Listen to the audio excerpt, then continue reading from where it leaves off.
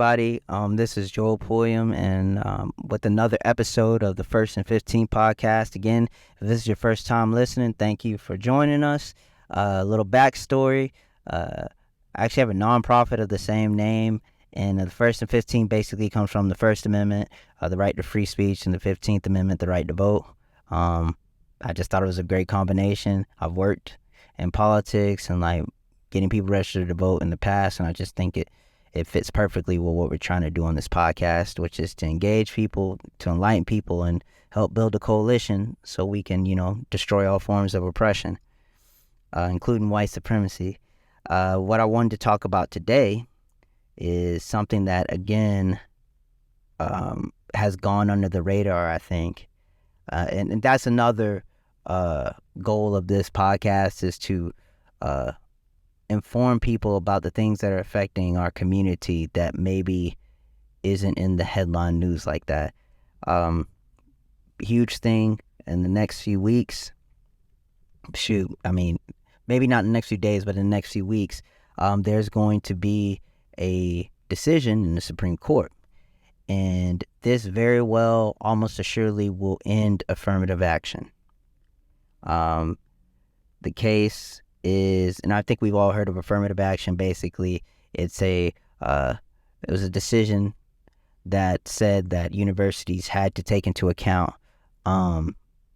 quotas per se, not the exact term quotas, but how many students of different races were allowed in admissions, and to strive for diversity within college settings. And this has been a huge part of our lives for over 50 years. The actual case, there are two cases, right? The first case is a lawsuit against Harvard by students for fair admissions. And that suit alleged that affirmative action discriminated against Asian Americans on behalf of other minorities. And the second case was the same organization, Students for Fair Admissions Incorporated versus the University of North Carolina. Now that the Supreme Court is split 6-3, obviously, in favor of conservatives, it's almost certain that they're going to weaken or entirely strike down affirmative action as unconstitutional. Their argument will be, if Supreme Court rules the way that I think they will, or most people think they will, they'll read the 14th Amendment as barring the use of racial preferences by public colleges and universities, even though that's not true. And they'll interpret Section 6 of the 1964 Civil Rights Act as restricting race-conscious admissions at any school receiving federal funds. And this also brings another thing about the Supreme Court that maybe I'll talk about in the future, that there are two different ideologies when it comes to interpreting the Constitution, right? They're the people who take it literally, which are mostly conservatives, that whatever the text says, that is what it is. It's not a living, breathing document. Then there's the other side who believes that it is a living, breathing document that is subject to change in terms of the time that we're in, right? Is that they wrote that in the 1700s, or amendments later on down the line, but that doesn't necessarily pertain to verbatim for the situation and for the society that we're in today.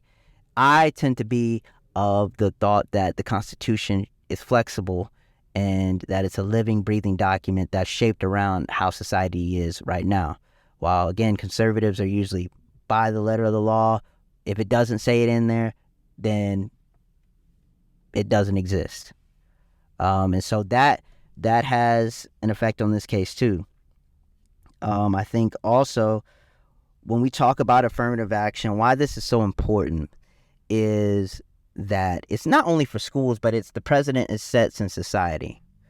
This basically means that diversity is not something that needs to be, it's not a focal point for society. It's not something that we need to really care about. That's the dangerous precedent it's setting, is that diversity is not an objective anymore. And that can bleed through, not only through schools, but, workplaces. I know that in 2020, all the businesses said, hey, we're going to hire more black people and we're going to get more diverse. Already that's kind of not worked out in terms of they've kind of turned their back and reversed that in the recent years. But I think in the workplace, what's going to stop businesses from saying, hey, we don't have to meet a quota? We don't have to hire, black people. We don't need to meet, a goal for diversity. What's going to stop that now? Like, what signal does this send to other companies and businesses and entities that there doesn't need to be diversity? And again, what we've seen in the last few years, whether it's Roe v. Wade, whether it's voting rights, is that the Supreme Court, for the first time and probably since the 1800s, the 19th century, we've seen the Supreme Court used to repeal rights. It has always been, while it's been slow, the gears of justice when it came to the Supreme Court and then being on the right side of history, it's never been regressive, at least not in the last almost 150 years. But now, in the last few years, like I've named, Roe v. Wade, the Voting Rights Act, we've seen it that the Supreme Court now is they're repealing rights that we've fought for. And affirmative action is one of those things. Again, a little backstory on affirmative action. In education, it was first used in the late 60s, right? Voluntarily by universities to become more diverse racially. And it was kind of in coordination with, the recent passing of civil rights and voting rights legislation. They wanted to be like the country was moving forward, and they didn't want to be left behind. The intention was to accept more students, especially black ones, who had been historically shut out of predominantly white schools.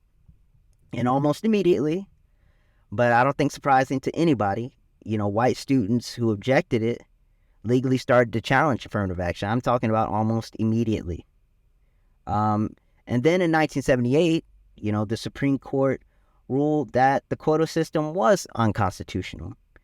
But they also ruled, on the other hand, that schools could still use race as a determining factor in accepting applicants in order to promote diversity. So technically, they ruled that you can't have a numerical quota, right? But that schools could still use race to be like, hey, we want our schools to be somewhat diverse, right? Again, it couldn't be a specific number, but they could still strive for diversity through admissions. I think a lot of people are concerned, obviously, that ending affirmative action, it would lead to a devastating drop. That's probably the right word. And the amount of like black and Latino, Native American students at PWIs. And while we want HBCUs to flourish, so that's not, even a question. We want them to flourish. But if black students were trying to go to a Harvard or another school, just as a citizen, you should be able to go to whatever school you want to. And again, it sets a dangerous precedent that diversity is no longer a priority for us. And it's just the latest, and regressive rulings that roll back the clock on the rights that we want. I mean, you take even someone like Justice, Roberts.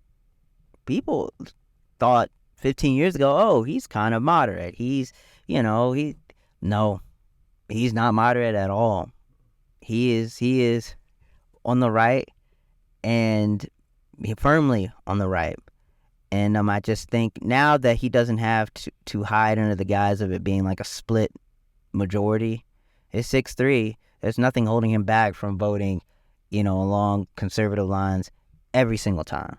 And so with it being 6-3, this is kind of, I hate to say a done deal, but I mean, it's a done deal. And I think the scary part, and this goes to a larger thing, is that when we talk about the news, and I'm not a journalist, I really don't want to be in the media. Like, I feel like I'm an activist, and then this podcasting was just a way for me to for me to be heard, basically.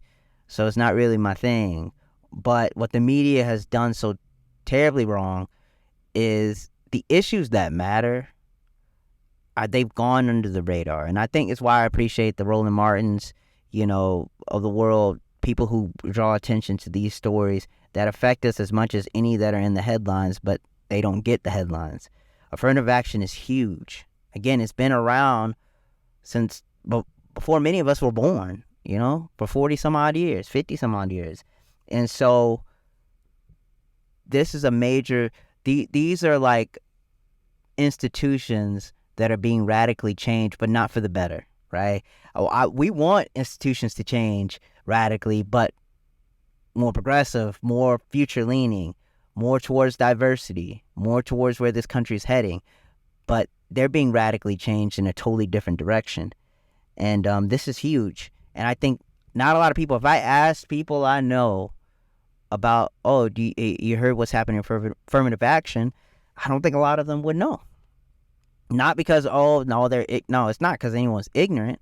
It's that while news is as easily accessible as it's ever been, the many directions that it's pulled, and like, I just feel like it's turned into hot takes and what sells, right? More so than actual news, more so than what's going on in this country and what really can affect your day to day. I don't really care about celebrity stories or what's happening in this area. Like, what's happening to the Supreme Court should be on everyone's minds right now. The voting rights, and I'll talk about this in probably the next episode, about voting rights is again being brought before the Supreme Court, and there's going to be a huge ruling on that also. So again, I would tell everyone to be prepared. It didn't have to be this way, but again, this was kind of set in motion when Republicans get 2 seats. That's what happens. 6-3 conservative slant on a Supreme Court. They're not saying we're in a world of trouble, but it doesn't seem to be any way to stop it, except, and this is the activist part of me, like, I would want the Democratic Party and Joe Biden, this sounds radical, but I'm calling, like, to run on a platform of expanding the Supreme Court and ending the filibuster, because the only way, you think in U.S. history, it's taken radical change for those systems to end, right? Whether it's, we needed a whole Civil War and the John Browns, and, not advocating for violence, but I'm saying, like, there needed to be a 13th Amendment, an Emancipation Proclamation. If it wasn't for those on the side of, like, the Frederick Douglasses and the Harriet Tubmans, we don't end slavery as soon or as early. And then when it comes to civil rights, again, there needed to be a breaking up, a realignment of party to pass the Civil Rights Bill, to pass the Voting Rights Act. It took a John F. Kennedy saying, on that summer night, like, hey, making a civil rights speech. And the crazy part about that is that Medgar Evers gets killed just a few hours later in his driveway. It takes an LBJ saying, we shall overcome. Obviously, it's mainly the work of the Medgar Evers and the Martin Luther Kings and Diane Nash and the John Lewis who make it happen. So I'm not giving credit to, the credit belongs to the president. But it took those presidents, they also had to step up to the moment. It took an LBJ saying, no, we're going to have a Civil Rights Act. We're going to have a war on poverty. We're going to have, a Voting Rights Act for things to actually get done. And that's what I'm saying today. It can't just be, voting is the most essential part. So I'm not saying don't vote. But when we vote, those who we vote for have to have our interest in mind and be willing to do whatever. The profiles and courage, we need that today. And expanding the Supreme Court, very important to me. Like, I just think it's the only way. I don't see another way around it. Especially since the people that were added to the Supreme Court are pretty young when it comes to, in Supreme Court years, not young like that, but 40s, 50s, you're young when it comes to the judicial branch. I just feel, again, going back to affirmative action, I think also what we need to address is this. Again, we need diversity, so I just feel black people, and just from my experience in particular, there has to be some recompense, some repayment for what we've put into this country and what we've suffered from the hands of this country. And affirmative action was a way to, obviously it's nowhere near enough. It's not reparations or anything. It's nowhere near enough of what needs to happen to bridge that gap. But it was one of the ways to help, at least in education or the opportunities, we can help bridge that gap. Diversity benefits society as a whole, but that was something that could help somewhat right the ills of yesterday. And this is the least you can do, and you take away even that. And even a Clarence Thomas, he knows what it was like during Jim Crow. And for him to rule in favor of things like taking away affirmative action, it shows a moral cowardice. It's disgusting to me that any human could turn their back on people, but that he should know better. And he knows how hard it was for black people to receive an education. So there's going to be ripple effects of this case. I have no idea what's next. I know I said before, Brown versus Board of Education. I said this one time in a tweet, and that sounds crazy, but it sounded crazy removing Roe v. Wade, didn't it, a few years ago? Affirmative action ending sounded crazy. The Voting Rights Act, it sounded like, oh, people thought that will stay forever. Nope. Now we have affirmative action gone. So who's to say that when it comes to schools and desegregation, we could reverse that? You just never know now. When you have 6-3 conservative Supreme Court, this is the battle we're in right now. A battle over what we want to be. And either you have to be 10 toes down one way or another.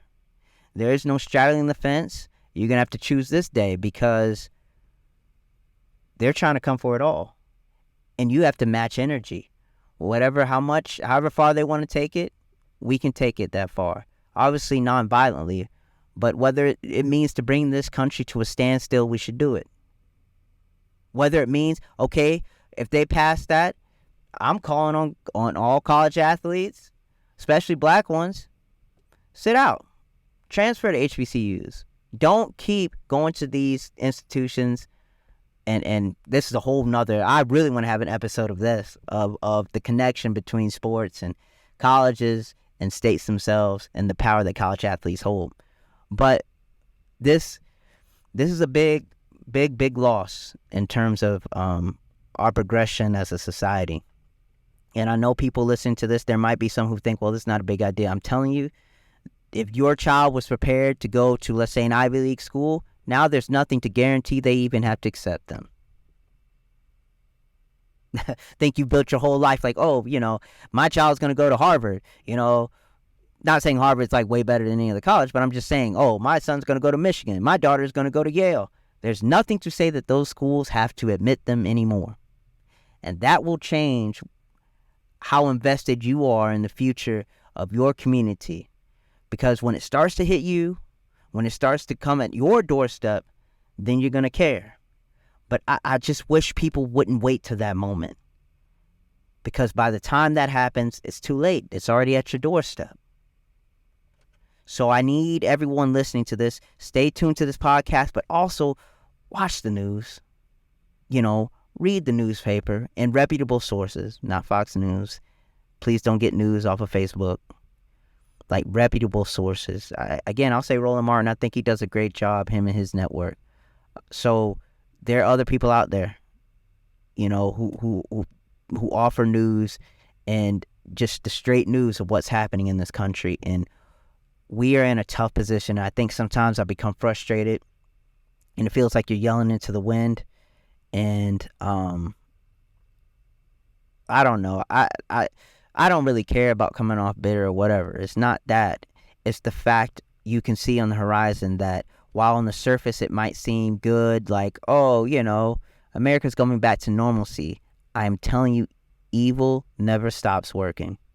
And that while we have a Democratic president on the state level, save for the exceptions like, Minnesota and Michigan, Republicans are trying to take over and punish people. And we need to be aware of the situation that we're in. So again, in future episodes, I want to talk more about not just the news, but what we can do to actually get what we want. And so in these next few episodes, maybe we can talk about the activism and what we can do in terms of boycotting and withholding monies to actually make change in this country. Because again, unless we all do it, it really won't matter. So with that being said, please again, stay aware.